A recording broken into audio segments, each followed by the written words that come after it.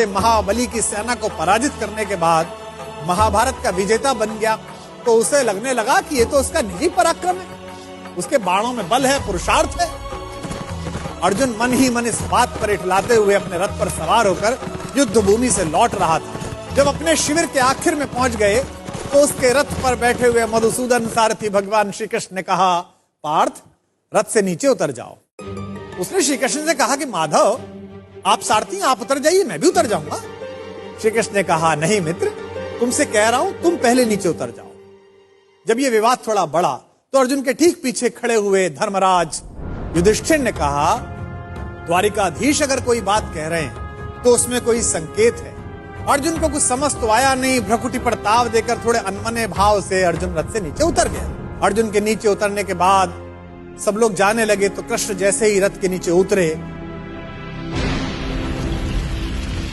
रथ में एक भयंकर विस्फोट हुआ और रथ छोटे छोटे टुकड़ों में बट गया।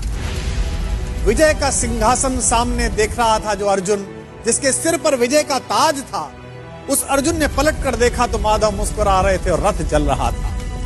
अब उसे यह तो समझ में आ गया कि उसके सखा श्री कृष्ण ने उसे रथ से नीचे उतरने के लिए क्यों कहा, और उसे विस्फोट का कारण अब भी समझ में नहीं आया था। अब उसने विनम्र भाव से अहंकार का तिरोहन करते हुए माधव से पूछा कि माधव, यह क्या लीला है? कृष्ण ने मुस्कुराते हुए उत्तर दिया कि पार्थ, युद्ध के इस दौरान इस रथ पर कई दिव्य शक्तियों का प्रयोग हुआ। तुम पर जिन घातक अस्त्रों का प्रयोग हुआ उसका बचा हुआ असर भी इस रथ पर था जिस पर हम सवार थे। लेकिन वे सारे अस्त्र शस्त्र और वे घातक शक्तियां केवल इस कारण से काम नहीं कर रही थी कि मैं वहां उपस्थित था। अगर आज मैं इस रथ से तुमसे पहले उतर जाता अर्जुन, तो इस युद्ध को जीतने के बाद भी तुम जीवित ना हो।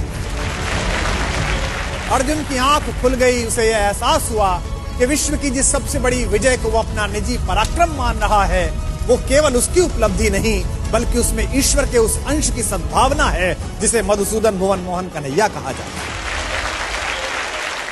ये कथा ये बताती है कि सिद्धियों के मद में खुद को इतना शक्तिशाली मत समझो कि जिन्होंने हमें सिद्धियां दी हैं उन्हीं को आप आंखें दिखाने लगो। याद रखिएगा, आपकी प्रत्येक सफलता के पीछे कृष्ण जैसे ऐसे असंख्य लोग हैं जिनकी चुपचाप और अदृश्य शुभकामनाओं के कारण आप इस विजय रथ पर सवार हुए हैं। जब भी आपको यह लगने लगे कि आपने ये ऐतिहासिक उपलब्धि स्वयं की बुद्धि शक्ति के कारण पाली है, तो बस उन लोगों के बारे में सोचिए जिनके सहयोग के बिना आपकी यात्रा इतनी आसान न हो।